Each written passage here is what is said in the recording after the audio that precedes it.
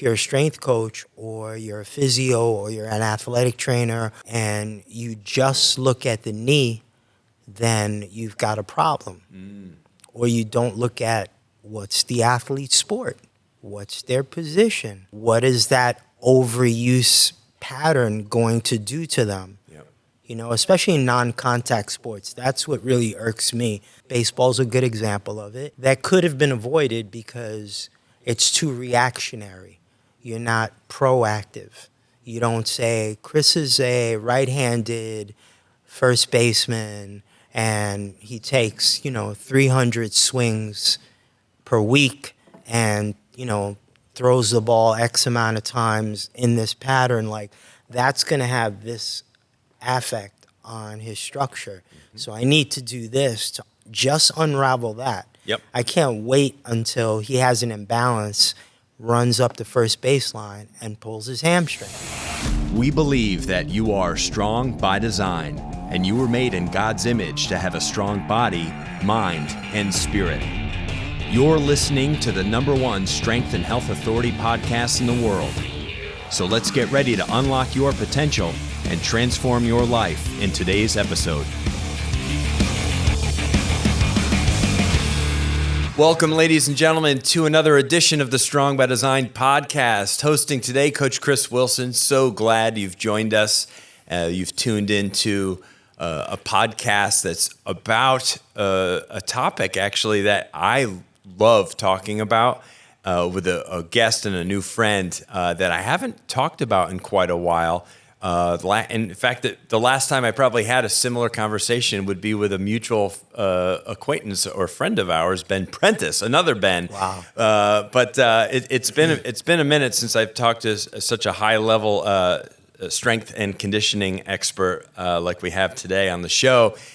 Before I get to introducing our guest, I want to say just welcome if you're a new listener to the podcast. Lots of episodes to go back and listen to. If you've just landed on us or someone just shared this episode with you, go back and listen. There's 400 plus episodes now on the show and been running since May of 2018 and still having a blast with every conversation, with every new friend and new guest that we have on the show. And if you're a return listener, we just appreciate you. Thank you for coming back and supporting us. So today on Strong by Design, we're joined by Ben Velazquez.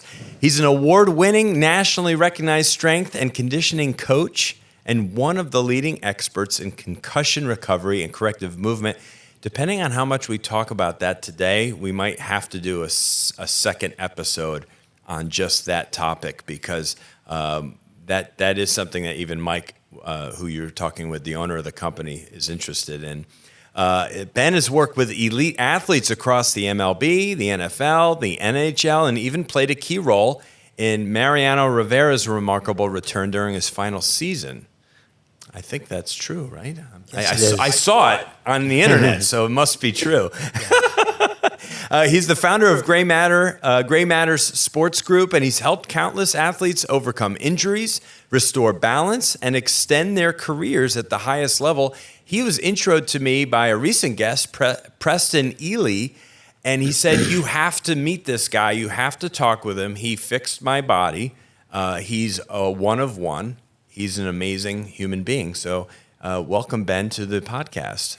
Thank you. Thank you for having me. Yeah. It's great to have you Shout out here. to Ben Prentiss and Preston Ely. Oh, my gosh, I know. Yeah. My old friend, mutual friend, Ben Prentiss, who was a guest on our show many years ago. He's one of my mentors, old friend from World Gym days. We used to talk. I used to see him working with all kinds of men and women, super fit to the stay-at-home mom who's just trying to get a little something going in her life. And he opened up his own facility. This is back in January of 2000 with his dad kind of helping him, Larry.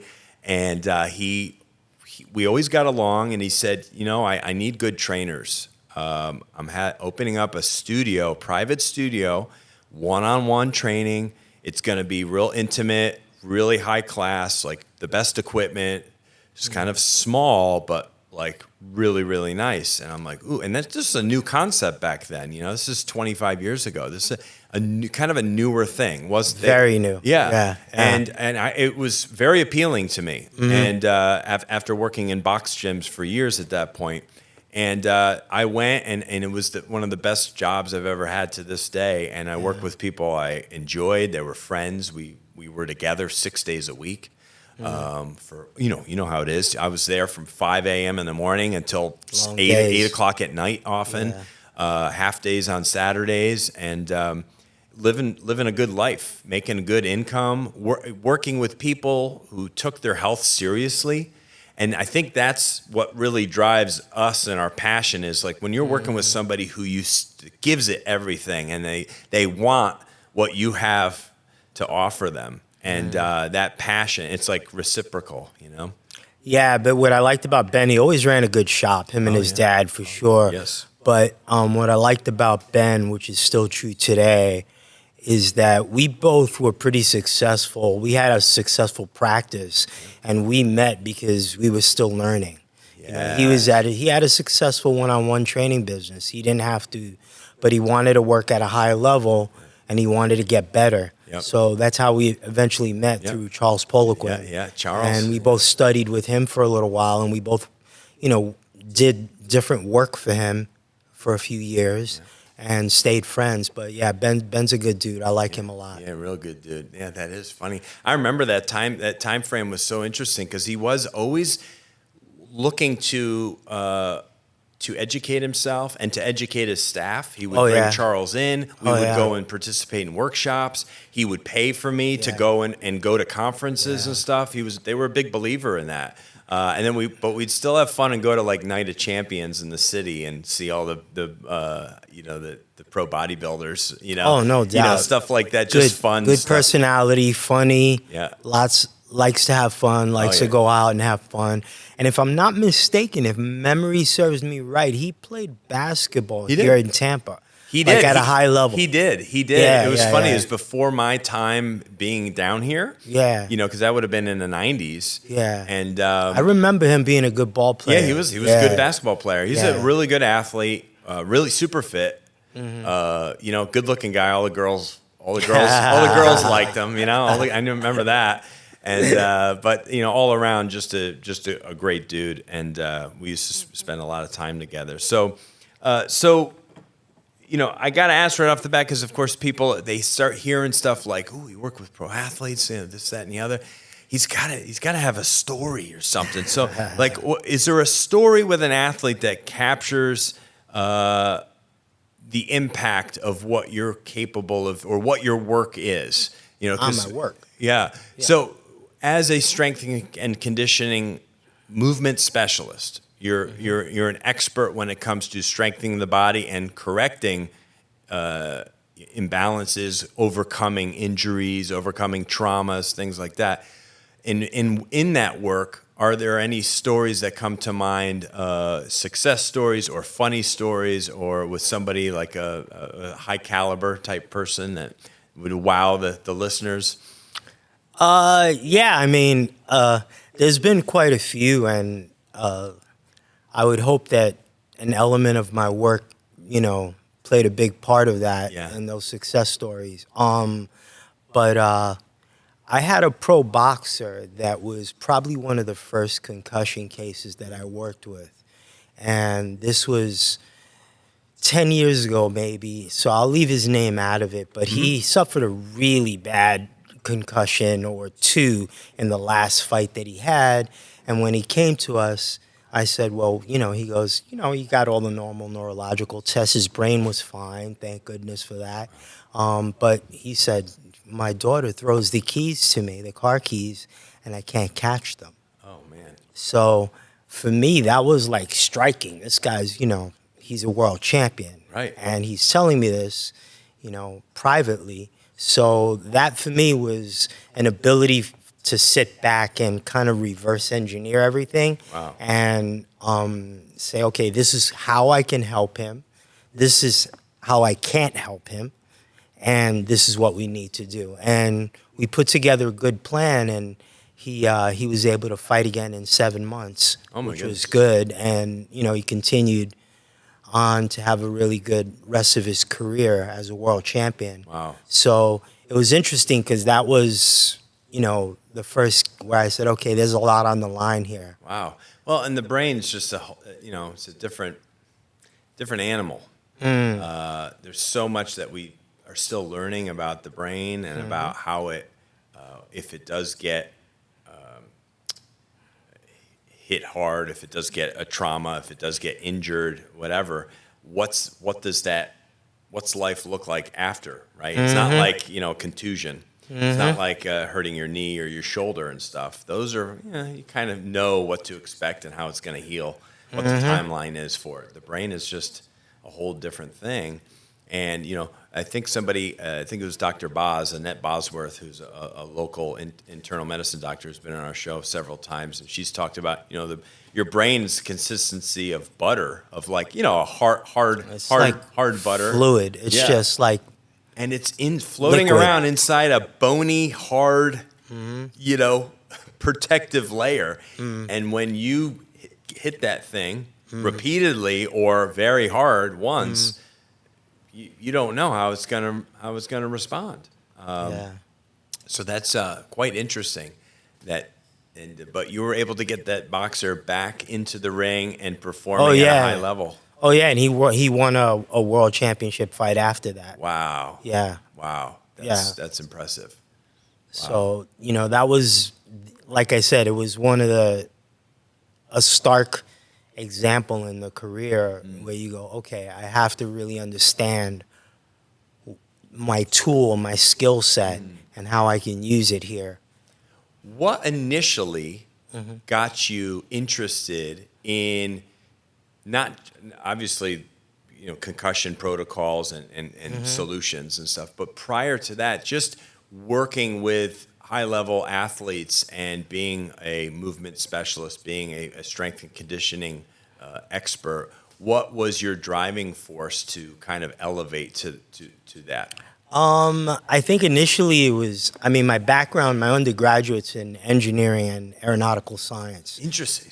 So different, very different. Yeah, very different, but fortunately the engineering education is what I use the most. Wow. Believe it or not. Yeah, even in sports science. So I would say that about more than 10 years ago, I was doing pretty much straight strength and conditioning and working with hockey players, working with some baseball, some football, off-season stuff where you have a limited amount of time to kind of help best to improve performance. And what I found was all the guys were hurt. So most of the time was spent just trying to correct. Wow. So I said, I need to get better at that. And I thought about going back to school and going to PT school, but I felt like there was a lot of missing links in the Western PT model. So I found a really good program out of France, out of Marseille, with a Dr. Guy Voyer. It was more of an osteopathic program, but he had a route where it was all soma training and soma therapy. So it was all training, corrective exercise. And so I studied with him for about 5 years and started doing more rehab. Wow. And when I started doing more rehab, it was more orthopedic stuff, more, ankles, knees, hips, shoulders, more return to play stuff. Yes. Guys, are not quite ready to be field ready or game ready, so they come to you and they need you to put together a program so they can step on the field. In doing that, in assessing them, something called the needs analysis, where I'm saying, Chris, we're sitting down and we're doing an eval. We're doing some testing, but a lot of talking. And I'm getting a history. So I started asking about head trauma because the movie Concussion or the book came out. And I had read the book. And I said, let me, include this in my assessment and find out a little bit more about it.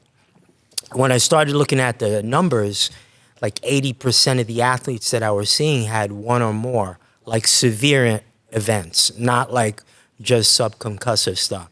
But like they could remember in their career, including baseball, a lot of times including baseball. And then odd sports that I would get in sometimes, like figure skating is really big.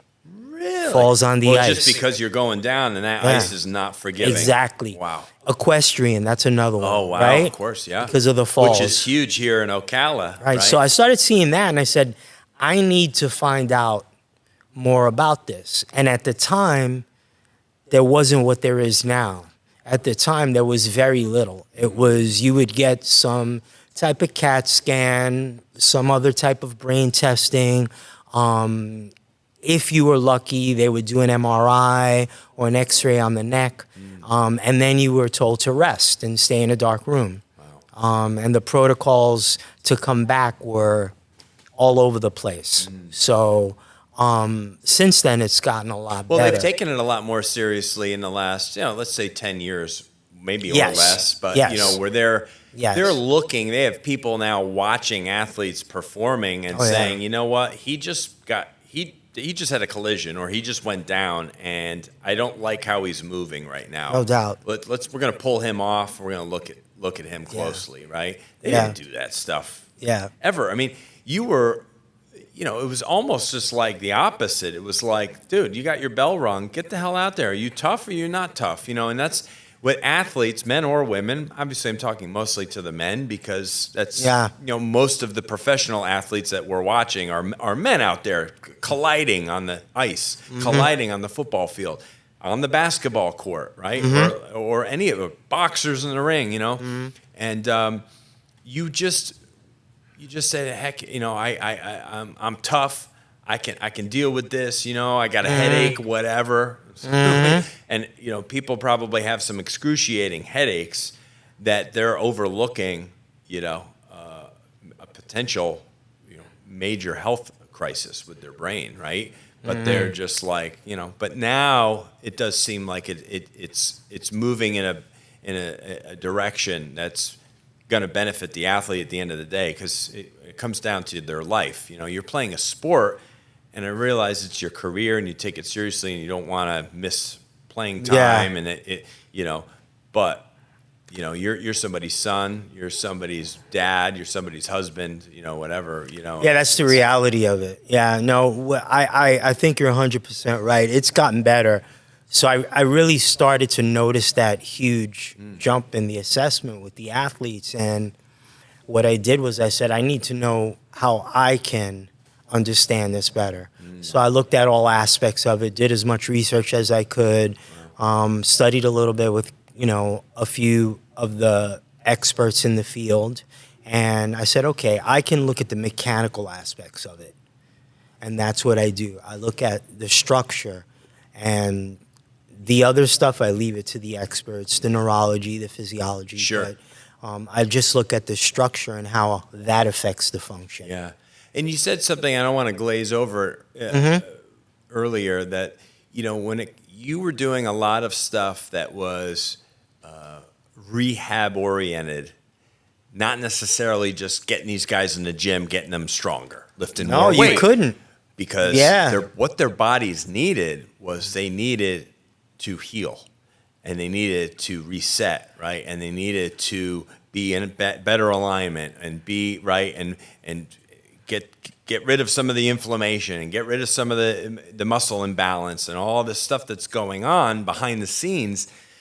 Because when you're younger, it's all about just getting stronger, right? Getting stronger, getting fat, bigger, faster, stronger, And that's what I think everyone thinks of when they think of a strength coach or a strength and conditioning coach, is that you're just working one-on-one, that you're out on the field doing agility work, or you're in the gym under a bar moving a lot of weight.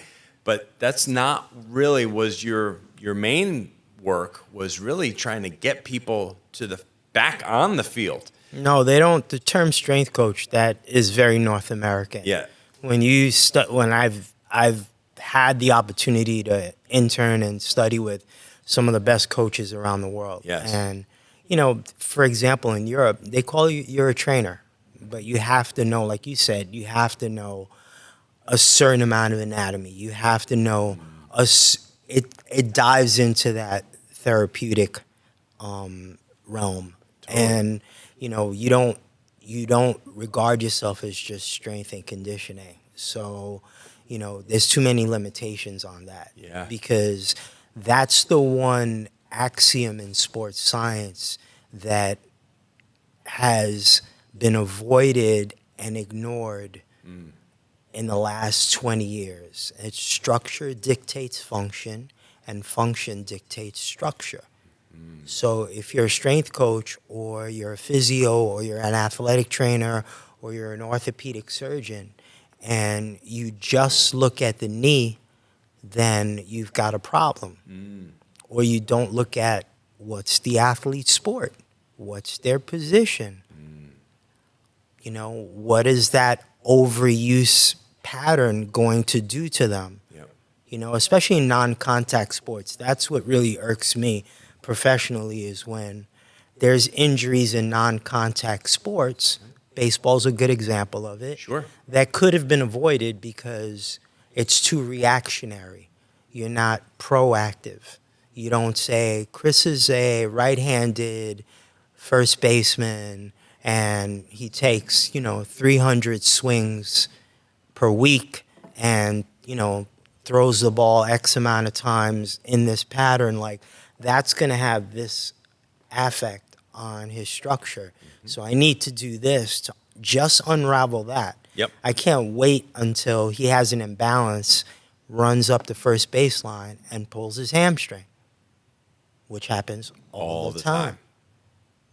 All the time. We see it on the football. I just saw it on the football field was it Mike Evans? Yeah, I just know. this on Sunday. Yeah. He was coming out of a short pattern he was Yeah. running, and you could tell he pulled up, Yeah. pulled his hammy, and it was who knows what was it? What was it? Well, I don't know. It was I believe it was in the second half.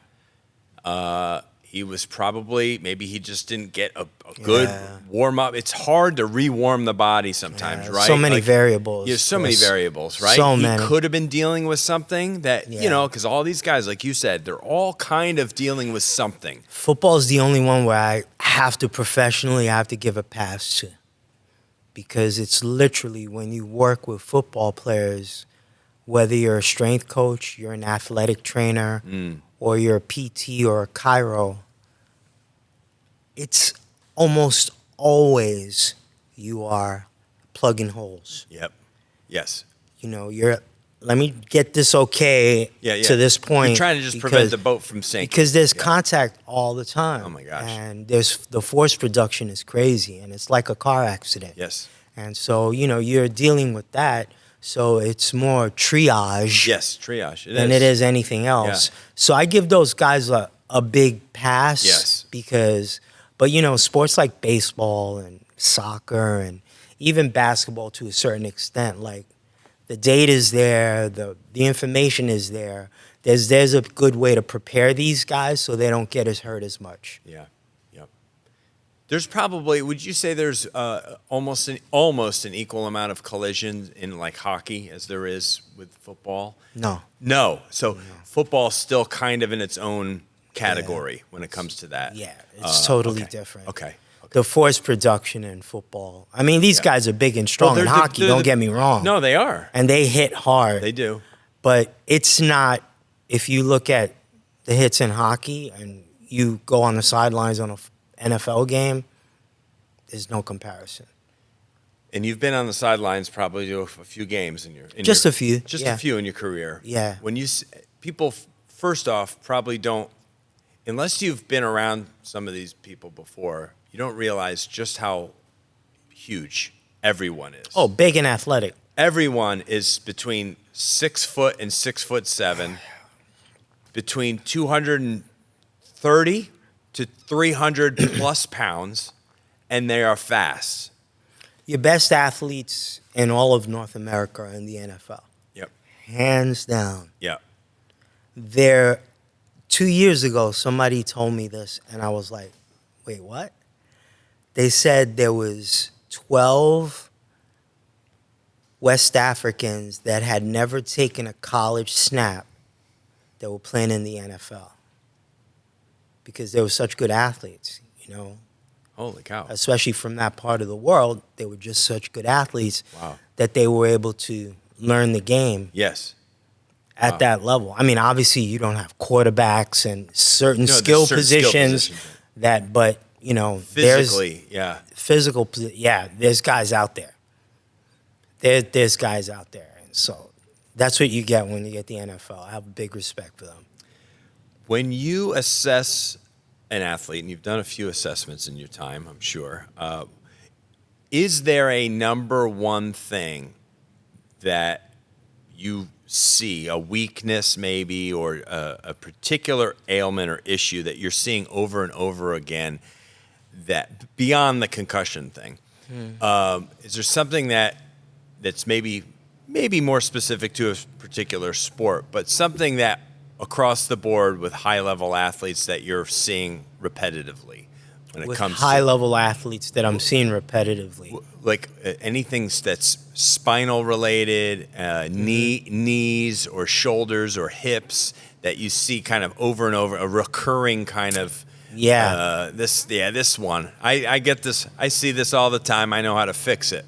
If I had to point out a commonality, Yeah. And it wasn't one specific injury, I'd say with the older athletes that they tend to get more rigid in the spine. Plus 30, like 35. They'll get more rigid. Yeah. That could be a result of old injuries. It could be a result of their sport. It could be a result of their nutrition. It could be a result of many, many variables. Yeah. But you see that Like they have thoracic spine? primarily, too, or- upper thoracic and their lumbar spine as well. Lumbar too, yeah. They get more rigid. They lose the ability to, I know I feel that. I mean, Yeah. I'm old. I'm almost 50, so. That's not old. And I say, old for me. Like, I Right. feel sitting at my desk isn't serving Yeah. me anything very well. It's a lot. I would say that it's rigid. It's also the fascia, Yeah. all the torsion and all the Yes. injuries. Yep. I would say with younger athletes, it's postural. You see that's the commonality. And I think that's just digital devices. Yeah. I think that's, especially in the last 10 years, Yes. I haven't looked at one young athlete where I haven't said, oh, you don't need to do these corrective exercises for your posture first. Because otherwise, you're going to hurt yourself if you start doing more, traditional exercises in the gym. Are you focused extra on neck strengthening stuff? Is the neck, because I know, I mean, as a football player growing up, the neck, even back in the 80s, I remember doing a lot of, and wrestlers do a lot of neck stuff. Tons right? of neck stuff. Tons of neck. Tons of neck But stuff. even as football players, we would do a lot of neck stuff because we really, back in the day too, you used to have the big foam thing around the shoulder pads, sure, and they sure. took that away. They probably should. I don't know if that was helpful or not, but Yeah. I don't know. I do remember doing a lot of stuff specifically to try and strengthen our necks. There's definitely something to that. There's no question about it Yeah. because your cervical spine has to have both strength and mobility. Yes. And it's also a big command center for information to your brain. Yep. So I would say that neck strength is important. However, a lot of the neck strengthening programs, even the current ones, there's something in sports science called the gradient of disparity, right? So if you have a structural imbalance, so your neck extensors are too weak for your neck flexors, or you have an imbalance in mobility, you have to fix that first before you start doing reinforcement. Got it. Because your gradient of disparity is going to continue to get bigger. Right. So your strength is going to be too big for your mobility, or your strength is going to be too big for your proprioception, for the information. So before strengthening, you have to make sure that the cervical spine is functioning optimally relative to your gravity line, relative to the rest of your spine. If it's functioning optimally, then reinforce along with awareness, strengthen, especially for sports like that. I think for every sport, the neck, reinforce, no question about it. But before you do that, it has to be right mobility, no imbalances, no injuries. Do you need treatment? Do you not need treatment? Is there anybody that, and I'm sure several people would come to mind, some people are just physical specimens, like just in a league of their own. I remember Ben Prentiss, to bring his name up again. Remember him talking about David Boston. Oh yeah, we both worked with him. David was he was a freak. He that's what he would say. He said David's a freak. And, unbelievably athletic and unbelievably strong, smart. He was a end, wasn't he, for the as Cardinals? Mm-hmm. Now this is 20 something years ago now, but he might have played for a few teams. But I know he's with the Cardinals. He played wide out. Or was he was wide out? Wide out.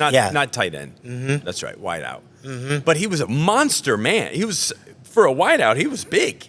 I mean, big and strong. Big and strong. Big and strong. But that was his game. Is if he caught the ball, they couldn't take him down. Couldn't take him down. He's like the Derrick Henry as a wide receiver. Derrick Henry. Yeah. Who everyone knows he's just such a monster human being who still trains like he's trying to make the team. Yeah. Like Jerry Rice did. You know what I mean? When you're already at the top. There's certain guys like that. James Harrison is like that. If you follow him on Instagram, and I worked with him a little bit, and he's like that. And it's not for the social media. Like that's the way he trains. Yes. Like he's really trains that way.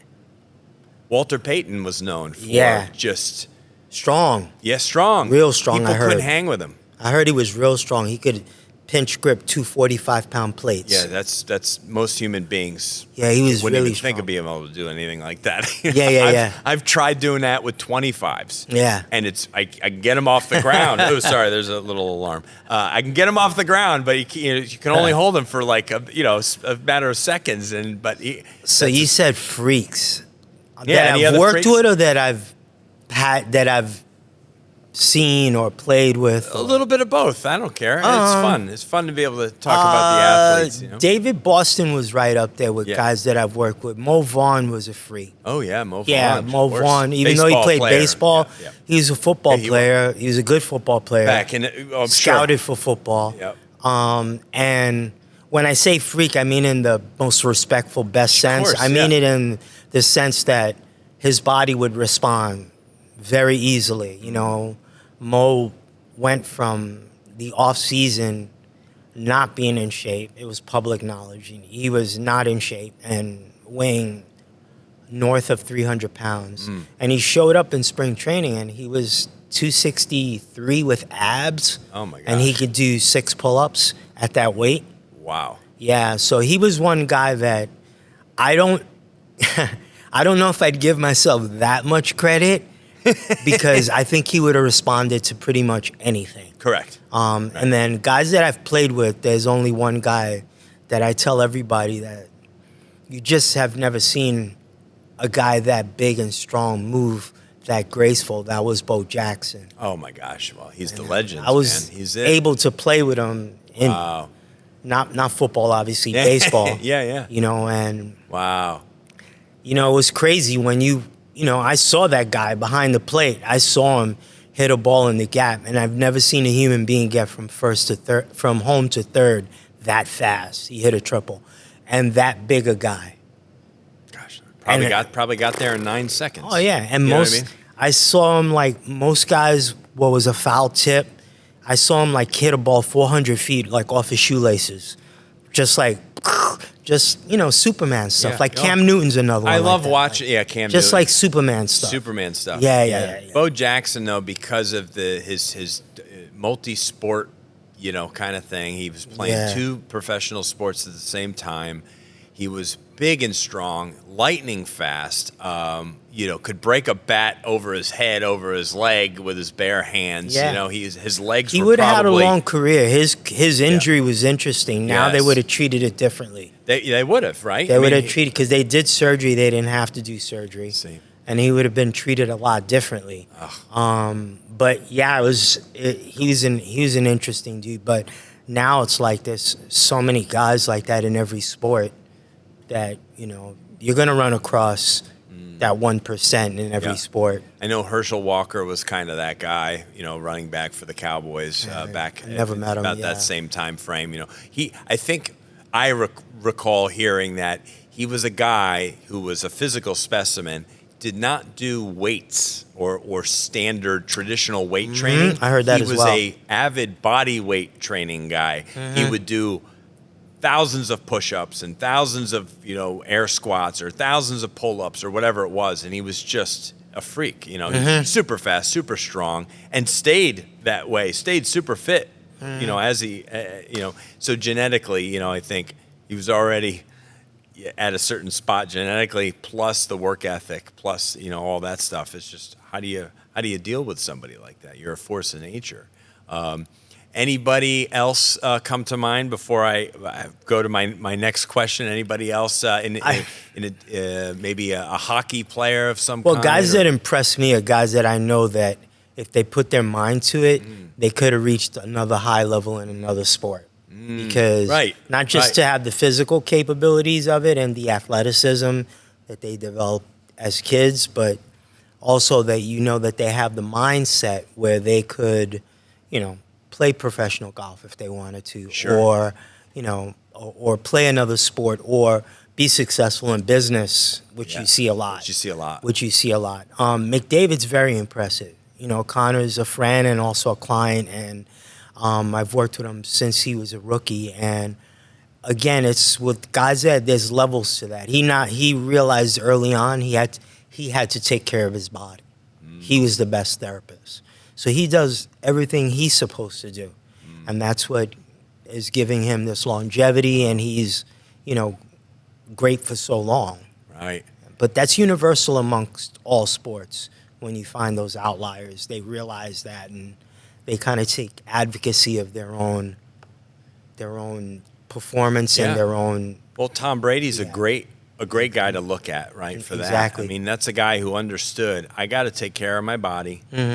I'm a pocket passing quarterback, right? My brain and my health are going to keep me upright and going to keep me in the game. And so I got to do everything I can myself. And he, created his own health line, and still looks like he could go out there and probably play with some of these younger guys as old as he is, which is crazy because the success that he had in his 40s, just in his 40s, you could argue are good enough to get into like Hall of Fame conversation. And that's his resume just from his 40s. Right. You can't say that about anybody. Yeah, no, very few athletes that, performed at that level. Maybe he's the only one at that level. Yeah, he might. At a world championship level. World championship level. Maybe George Foreman. Amazing. That's another one in his sport that you could say. Bernard Hopkins. Yeah. Late in his career, that performed at a super, super high level. It's hard to say. It's hard to pick. It is. A guy that impresses me now before we jump off of athletes is Ohtani.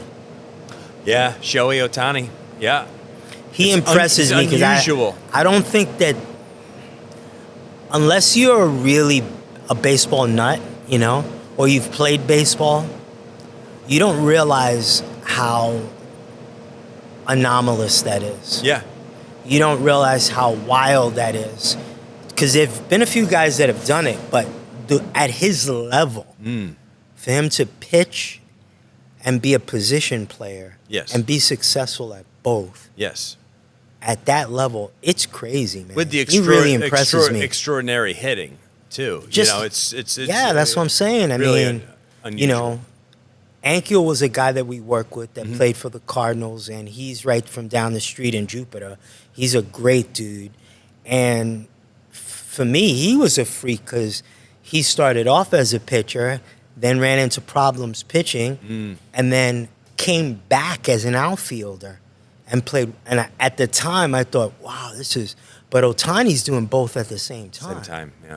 Yeah. This is like next level. Yeah, he really is. Well, we're watching we're watching. We're in the midst of a guy Of greatness. Of greatness. It's you know, beautiful. and Yeah. it's fun. It is fun to watch for Yeah. sure. And I'm not, he's a West Coast guy. I'm not a Dodger guy by any No, stretch of the me neither. imagination. No way. But it's just like earlier in Brady's career, I'm a Giants fan. I grew up in the Northeast. I was a New York Giants, still am a New York Giants fan, and a Tampa Bay Buck fan, of course. My condolences. I know. It hasn't been an easy 10 years being a Giants fan, I'll tell you. I think they're cursed since they said bye-bye to Coughlin and Eli in ways that weren't, I think, fair is a crappy word. It's not the right word. Honoring to them as multi-Super Bowl winning coach and quarterback. Yeah. And they kind of did them wrong, and I think they're paying the price. I think there's People forget that those teams were the only ones that had New England's number. The only team that at least made them look human. That was the only team. I have a real funny story for you because you like funny stories. I love stories. Everyone who's listening knows I like a story. Yeah. You'll know because you're a Giants fan, and I'm not that big a football fan, so I don't know the year, but when they played New England in the Super Bowl. Yes. The first time or the second? The first time. First time, yeah. So what year was that? So that was the 07 season, and 08 they won the Super Bowl. Okay, so it has to be the second time. Second time. So that's the 2011 season, Perfect. 2012 Super Bowl. Right. So both were wins, right? Yes. Mm-hmm. So the second Super Bowl, we're working with some MLB guys. And at the time, we're working with two guys on the Red Sox. Big Papi's one of them. Okay, probably one of the best personalities that you'll ever meet. Oh, he's hands down, he's phenomenal. One of the best guys you'll ever meet. Yeah, he seems so. We got friendly because we were working, and we had an office in the Dominican Republic, so we would go down there once a month. Just so happened myself and the therapist that I was working with, we were the only guys down there, and it was Super Bowl weekend. Oh, wow. And so we're we're going to watch the Super Bowl, and Big Papi was down there, and he goes, oh, you're watching the game? Now, obviously, he plays for Boston, so him and all his crew in the DR are wearing New England gear. Of course. Okay? So they go, oh, we're gonna watch the game. You want to watch with us? And I said, dude, I'm from New York. There's no way that I'm not rooting for the Giants. And this guy's gonna go with whoever I go with, right? So he goes, that's okay. He goes, nah, come. So he rented out a private restaurant, like a small little place, big screen TV. So we're watching the game there. So all these guys are chirping at me, right? The whole time. Sure. So I'm just taking it, and Victor Cruz was one of the wide receivers, right? Yes, he was. And so I said to Big Papi, I go, when the Giants score, when they score, you have to stand in the middle and dance salsa. Do the salsa like Victor Cruz, right? If New England scores, I'll do it. So Victor Cruz scores. Don't you know, this guy got up, turned on the music. There's 70 people in there. Starts dancing. That's the kind of guy he is. He honored the bet. He honored it, and it was perfect. That's awesome, dude. Yeah. That's so good.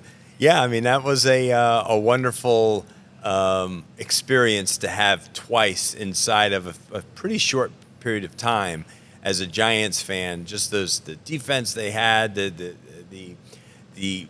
funny kind of storylines that Eli would be involved in as kind of the dopey Manning brother, who's kind of like aloof and like not knowing what's going on. I'm like, he fooled everybody, dude. Fox in a hen house. Yep. I worked with him twice. Great guy. He is. Very smart. Yep. Fox in a hen house. It's great, isn't it? That's all like that aw shucks. Aw shucks. That aw shucks. Yep. He's an assassin. It's amazing, isn't it? I think that was the thing I found most appealing because I'm a pretty animated, energy kind of guy. I get fiery and all that stuff. Just like Tom Brady type of stuff. Yelling and barking and doing all that stuff. That's kind of me as a competitor. Eli, always calm, always reserved. And Tom Coughlin said, when it came down to it, there is no quarterback on this planet that I'd rather have than Eli Manning when it counts.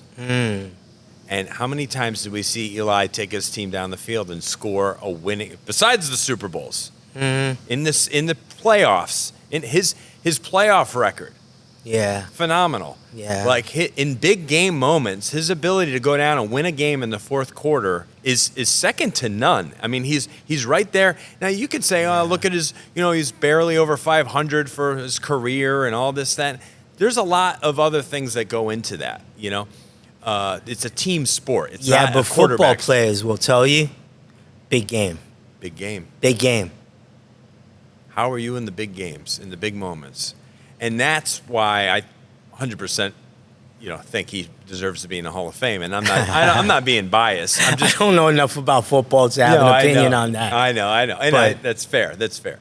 But he's certainly one of my favorites, obviously. So, what would you say is one of your, or what's the biggest mistake that you see with athletes and teams, as we talked about a little bit earlier, when it comes to assessing a player's condition or a concussive state, perhaps, or some type of ailment that they're the athlete doesn't want to come off the field or off the ice or off. They want to stay on, sometimes to their own demise. Is there something there that you can kind of point to that has come about in the last maybe 10 years and we have made improvements in dealing with some of these on the field or in the moment, in the game situations when it comes to injuries or traumas? I think it's better when it comes with respect to head trauma. Yeah. I think it's definitely better because anytime you're getting more information from the athletes as a baseline, and also you're looking at more things, like you said, they're looking at the players and they're watching them carefully. Yes. I think that's a good thing. We already brushed a little bit upon with regards to injuries, structure, and function. Yes. I think that's a thing that teams and individuals need to look at. Now, with acute injuries, the biggest issue that I see that has not gotten better, if anything, I think that it's gotten worse with more specialization, is the lack of clarity when it comes to the globality of the body. So, for example, if you have an injury, okay, how is that affected by the former surgery you had? Or how is, when I say the globality of it, if you have a problem in your shoulder, how's that going to affect your neck mobility or your pelvic mobility? Sure. Or even more nuanced than that, if you have back-to-back games and you guys are traveling, what's your sleep look like? Yeah. What's the quality of, so do you need to go to that morning skate and that morning practice? Or is that something that you guys want to skip because of this? And more teams are looking at that. Right? Have you done your recovery stuff? Did you get treatment? So more the globality of it, the globality of the system, with regards to injuries and not looking at things myopically. Not looking at, you got... everything's connected. Yeah, your elbow hurts. Yeah. Oh, your elbow hurts. Oh, your elbow hurts. Yeah, but, he didn't get hit with a sledgehammer in his elbow. Right. It's like, what's going on with the pelvis, with the scapular girdle, with the cervical spine? Why does his elbow hurt? Because he didn't get hurt. It's never hurt before. We're doing everything the same. Is he dehydrated? Did your diet change? Yeah. Do you have...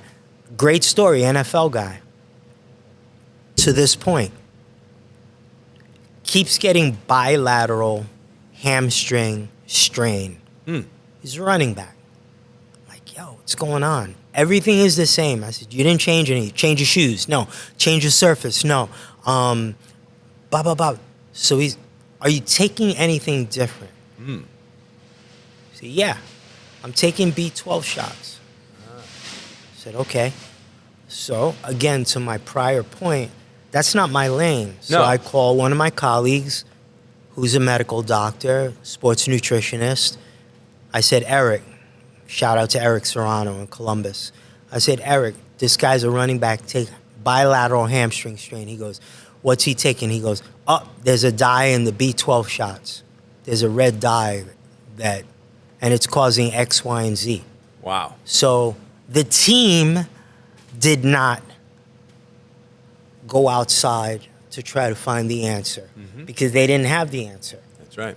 But you have to look at it globally. That Wow. was nothing that the team did, he did, I did, nothing. It was because that one change. Wow. That aspect, I think, needs to be, they try to do it with certain sports. Performance, right? Sure, right. There's a performance director. How No. much control ultimately, right, do you have on Not every much. individual person, right? Because it Not comes much. down to what are they ingesting? How are they sleeping? How are they hydrating? Not much. How are they resting and recovering? You know, it's, gosh, Yeah. there's so many variables beyond just what happened in that 60 minutes on the Yeah. field or on the court, you know? Yeah. I know of, I think it's Octagon that works with a dear friend of mine, Paul Gagne. And he's been working with them for years. And they're a hockey agency.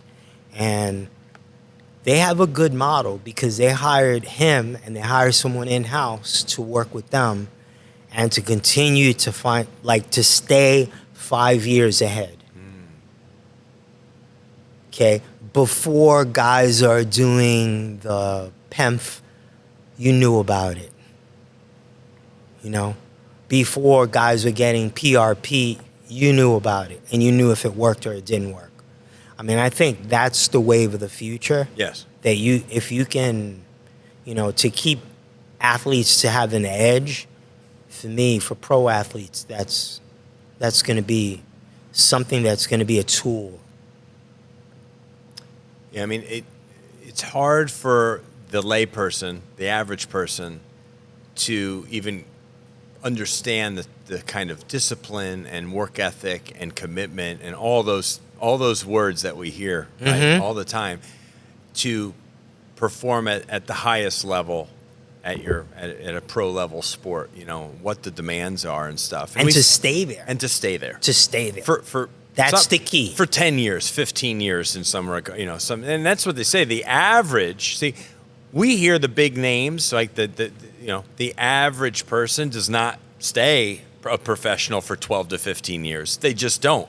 What's the average? Like 6 to 8 years or something, right? I would say. NFL's less. It might even be less. Yeah, it's probably around 3, Right. 3.5. Because you're seeing, your focus is on only certain key players who are getting extra attention, extra, extra coaching, extra off the field help and everything else because they're the franchise. So they're gonna the longevity is gonna probably be in their favor because there's just extra incentive for the organization, right? But the average person, the no-name guys on the special teams, the linemen or the second string guys, like all these guys, a lot of them have those short careers, Very 2, short. 3, 4, Yeah. 4 years, and they're out. Right? And they took a lot of damage. And they took a crap load of damage. Yeah. I remember talking to a guy years ago. I don't even remember his name. I know he played for the Detroit Lions. I met him at some event I was at. This is a long time ago. And his body, I think I had heard of him when he said who he was. I was like, oh, man, I think I remember. He was, again, I think he was with the Lions back when Barry Sanders was playing there. And his body was just, he started talking about this injury and this surgery and this and this. And I could barely walk. And at the time, I think the guy was still in his 30s. I don't even know if he was 40 years old yet. And his body was just absolutely. It doesn't surprise me. There's a few sports like that where you're not, it's not a long career and it's tough. It is. It's tough. So I mean, baseball, I would say, certainly if there's a sport with longevity, I would say baseball, it would be in your favor. Not just because of the non-contact aspect of it. You have to be able to stay up. Yeah. You have to be able to stay up there for a few years to enjoy the fruits of your labor. My God. With baseball and with hockey, it's very unique because when they move up from what we would call AAA or AAA in hockey. Yeah. Yep. AAA in baseball. Right. Yeah. AAA in baseball.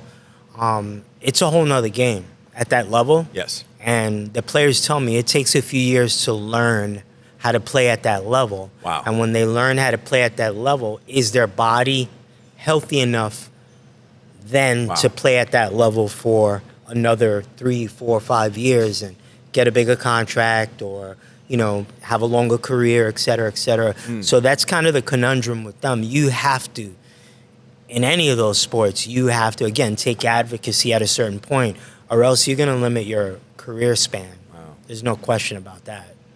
But it's the same for your general population too. I think now it's, you pick a career and, like you referred to before, movement and your body has to be a big part of your life. And if it isn't, you're gonna shorten all that. Or you'll have a long career and then spend after you retire just trying to stay healthy. Yeah, I mean, I have a lot of respect for the Andrew Lucks of the world who, at their prime, said, hey, guys, I'm good. Mm-hmm. I'm good. He's a quarterback from Stanford, high draft pick, first-round draft pick for the Indianapolis Colts. He was the successor of Peyton Manning. He makes the Colts, continues to keep them relevant, and then while still in his 20s says, I'm good.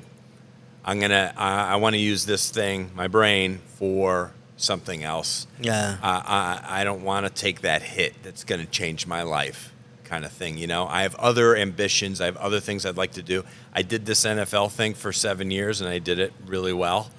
But I'm going to go ahead and, at the top of his game, it was a shock to the sports world, But that happens in lots of sports with guys maybe who are lesser known, but who say, I've had a good run, and I haven't taken that big hit yet, or my body's not completely garbage yet. So I'm going to go ahead and make a decision here that, is going to be a hard decision for other people to hear, but it's the right one for me.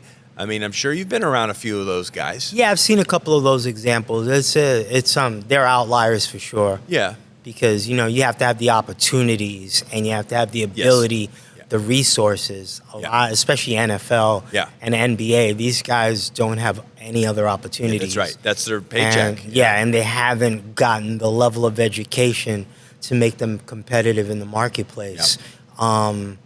So for them, but for that, small percentage, like you mentioned, Andrew Lucks, and like in the UFC, the Dagestani guy, Khabib, he retired undefeated and could have made a ton of more money, and he was like, nope, I'm done. Good.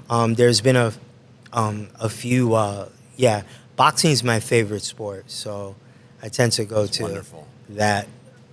Were you a Pacquiao Mayweather guy for a while? Like everybody was. Were you? Well, I wanted to see that fight a lot sooner than it did. I sure did. About 7 years sooner. Yeah, a lot sooner. I didn't really. I know. I didn't think that was. And then he took the fight with a injured shoulder too. Yes, I know.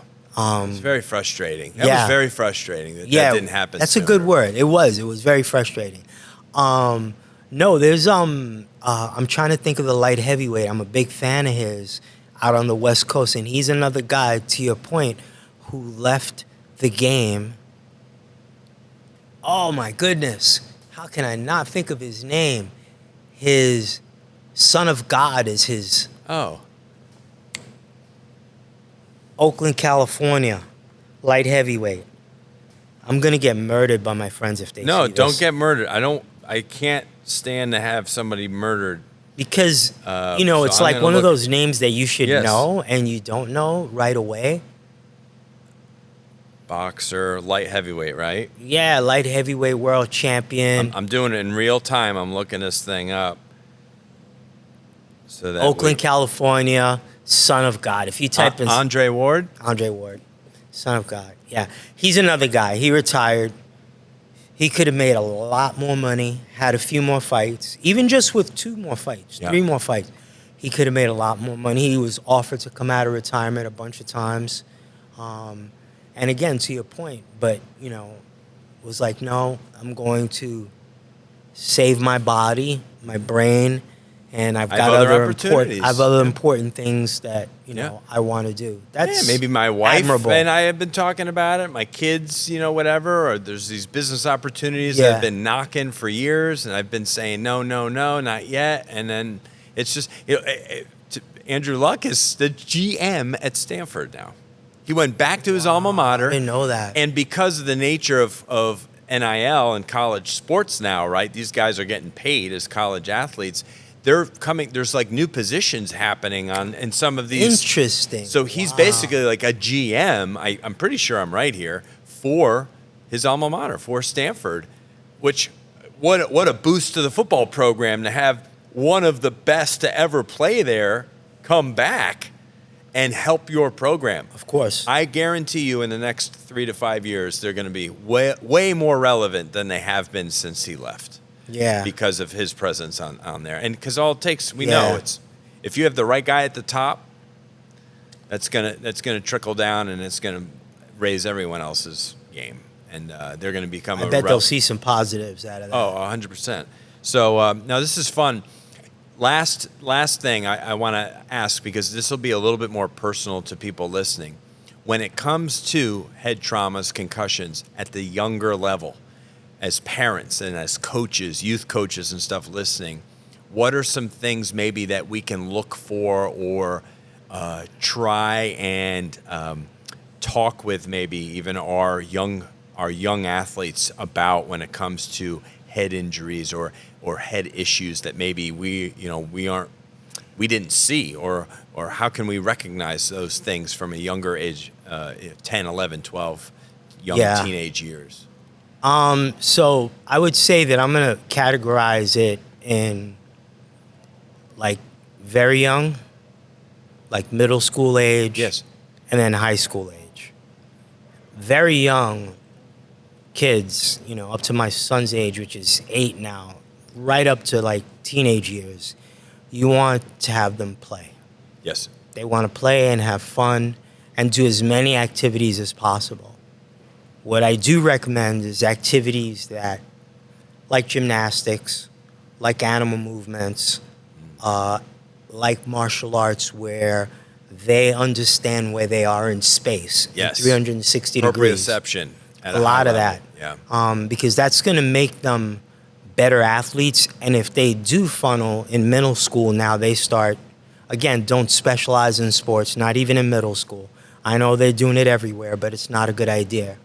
It's good to practice the sport you love hard and play other sports so that you develop. If they're funneling off into sports that are more contact-like, like football, like soccer, get involved in leagues and organizations where there is no head contact yet, at least until high school. Yep. Where they start getting a little stronger, or they're going through puberty and it's a little bit different for them. So I would say that's number one. You don't want to get them, if they're hitting and they're 11 years old, that's not a really good idea for them. Yep. Because their brain is developing at such a rapid pace. Yeah. And in my opinion, even the subconcussive trauma can have a cumulative effect at that age. Yep. Even though they're elastic and they recover really quick. Yeah. Okay. So then as a parent, that's the one thing. Don't specialize. Get them involved in stuff that allows them to play in 360 degrees.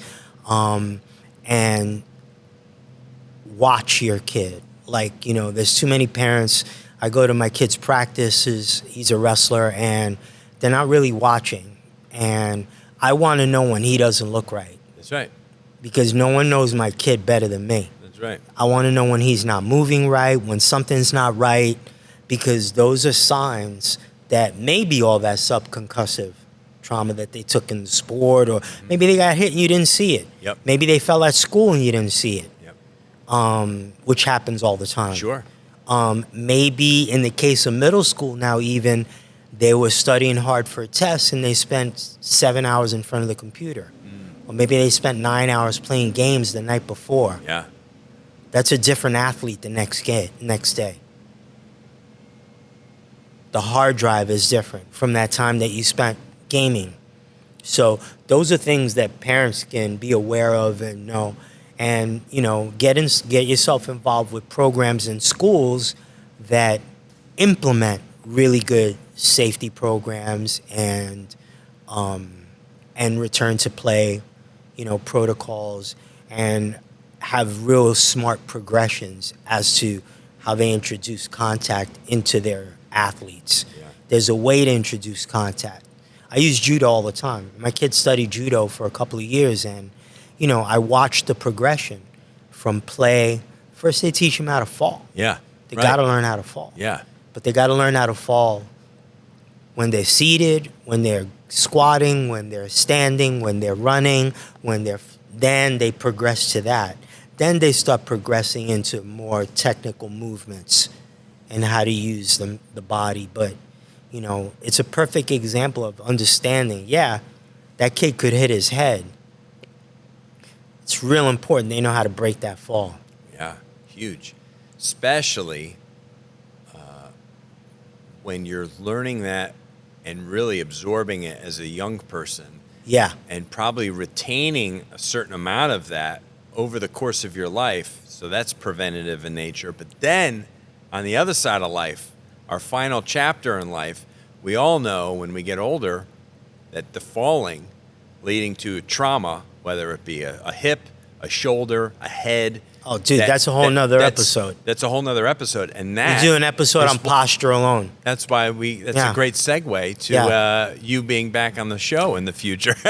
Because there's so much to talk about there. I point out all the time, like, to that point, with aging, and I said that's a whole nother podcast on posture, it's if you create a visual of that Neanderthal man where they show him evolving into a man and he's walking in good gait, and you reverse that as you age and become more kyphotic and your gait changes.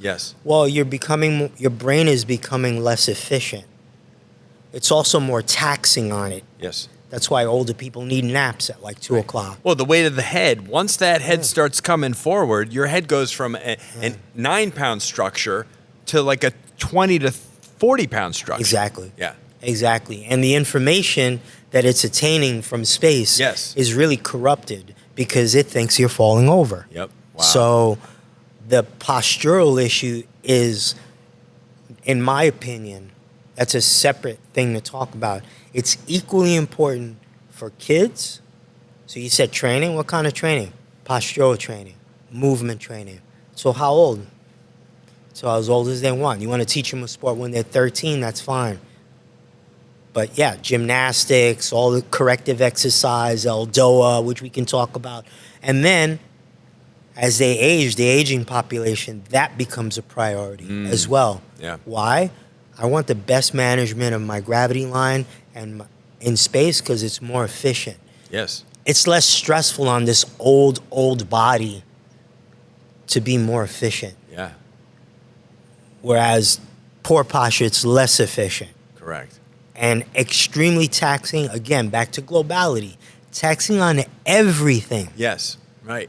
Everything runs through your spinal cord.